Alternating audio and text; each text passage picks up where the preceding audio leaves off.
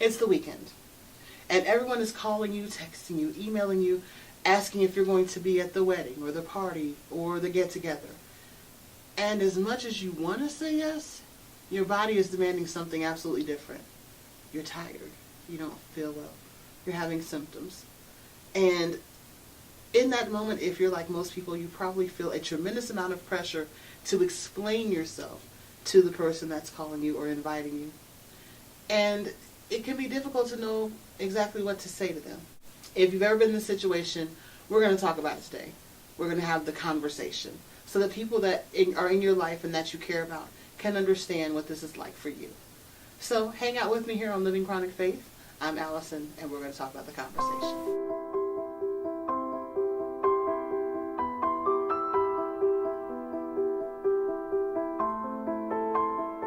First of all, you have to remember, people have a hard time relating to what you're going through for a couple of reasons. Number one, they've never been through it. And number two, they're not used to you going through it. So it's kind of weird for them, for you to say no to things that you would ordinarily have jumped at, or for you to be missing in action at events that you would have normally been at, probably the first to show up. So you kind of have to take into consideration that when they say things like, oh, please, or I can't believe this, you promised that you'd be there next time, they're not really trying to make you feel bad. They just kind of are used to having you around, and they just want their sense of normalcy back. What they don't always understand is that you're having to build and develop a new normal for yourself. And we're going to talk about today how you can help you develop that new normal for yourself. I think the biggest thing is just being honest with them and being very direct and explain to them what this is like for you. Again, they just don't get it. And I think that people that really love you and care about you, they want you to be well, they want you to be happy, they don't want you to overextend yourself, but sometimes they don't really realize that's what's happening when you attend these functions when you really don't feel up to it. I suggest that you set aside a time where it's just you and them, or it's you and a group of family members or a group of friends, in a setting where you all feel very comfortable, where there's not likely to be any interruptions, and just talk with them. Just explain to them what a day is like for you, from the time that you wake up to the time that you go to bed, the medications that you take, how you have to watch what you eat, how you have to do, different things to conserve your energy. Maybe you have to take a nap, or maybe you have to, do things a little differently now than before. Help them to understand what the changes are like for you. It will generally make people that love you more sensitive and more understanding. When it comes to you being available for things when you want to attend something that they're having or that they're inviting you to, make sure that they're aware of what your restrictions are. Make sure that they know if you need to be home by a certain time, if you need to be in bed by a certain time because you have to be at work the next morning, if you need to eat certain things or not eat certain things. Maybe you have allergies or sensitivities, or maybe your medication interacts with different things. You don't have to go into all those details, but just make sure that you're letting them know how to make the situation as comfortable for you as possible. They don't want you coming to their house or to their event and being miserable. They just don't. It's kind of counterproductive to the point of inviting you to begin with, right? So help them to make it comfortable and enjoyable for you as well. And of course, if you have to say no, sometimes you just have to say no. And it really is as simple as that. And it's okay. So today, I want to do something for you. I, Allison, give you permission to say no when you need to. See, sometimes we feel like we're obligated to do these things, and someone's going to be disappointed, someone's going to be sad, we're going to hurt someone's feelings because I went to this person's thing but not this person's thing. It's okay to take care of you. It's okay to be honest with yourself and with the people that you love. That's part of what love is honesty.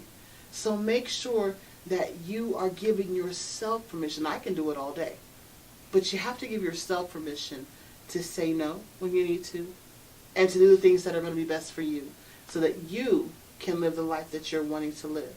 One big thing for me is when people want to invite me to things spontaneously or on the spot. Hey, let's go have dinner. Hey, why don't you come over later on? Sometimes it's a no-go for me because I have to really have advance notice of when I'm going to do something. that's out of my routine. The reason is, and this is a concept that you're going to see if you haven't yet, sometimes you have to go into serious negotiations with your body. And what I mean by that is you have to tell yourself in advance, okay, if you'll get me through these 8 hours at work, I'm going to go home and go to bed. And I'll tell you something, your body does not like it when you breach your contract. It does not go well. So don't put yourself in that position where you're overextending yourself or you're doing more than you feel like you can do. It's okay to say, I'm going to accept and negotiate the terms of the situation with my body. You want to keep your body happy and you want to take care of it so that it can take care of you, right? So make sure that you are giving yourself negotiating room, not trying to throw something on at the last second. The worst thing you want to do is negotiate 8 hours with your body and then tack on 2 or 3 more for something else without any advance notice. Your body knows, and it's not going to take kindly to it. So be honest with yourself up front. Be honest with people that you love. Another topic that I want to talk about is explaining this to your employer. That can be tough. One thing I strongly recommend is that you talk to your doctor first, or whoever your your medical professional is. Talk to them first and see how they suggest explain this to your employer. The reason being, you don't want to violate your HIPAA rights. You have rights that are protected under HIPAA where you do not have to disclose more information than you want to. And I would say that in any conversation that you're having with anyone that you're explaining this to, you do not have to over-disclose. You can explain what you want to explain, what you're comfortable with. Basically, it's telling them what you need them to know. This is for you. This is not for anyone else. You don't owe anyone an explanation of why you feel the way you feel or why you do what you can do and no more. You're a human being and you have the right to say no. But when it comes to an employer, there are going to be some adjustments and maybe even some accommodations that you're going to need them to make for you. You're going to need a little bit of flexibility sometimes. And it goes a long way for them when you have, a medical documentation that can back that up, or when you have let them know in advance that this is what you're experiencing. So I would strongly suggest that you talk with your doctor, find out exactly what your employer needs to know so that you can share with them the information that they need to have so that you can have the flexibility and the accommodations that you need so that you can do the best job that you can do for them. Seems like a win-win, right? What this ultimately does is it takes the stress off of you and it makes it more feasible for you to be comfortable in your own skin, to not be in more pain than you absolutely have to be in, to not be in more discomfort than is necessary. Don't put more on yourself than what your condition is already putting on you.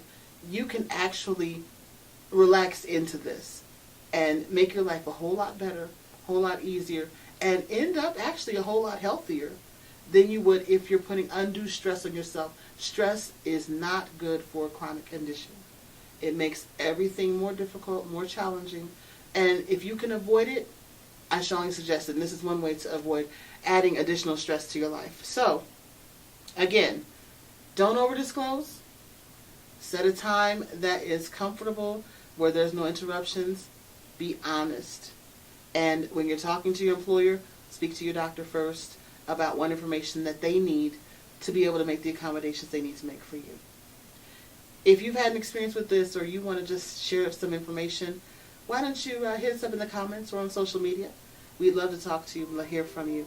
And we'll address your questions and concerns in the upcoming episode. I'm Allison. This is Living Chronic Faith. Thanks for hanging out.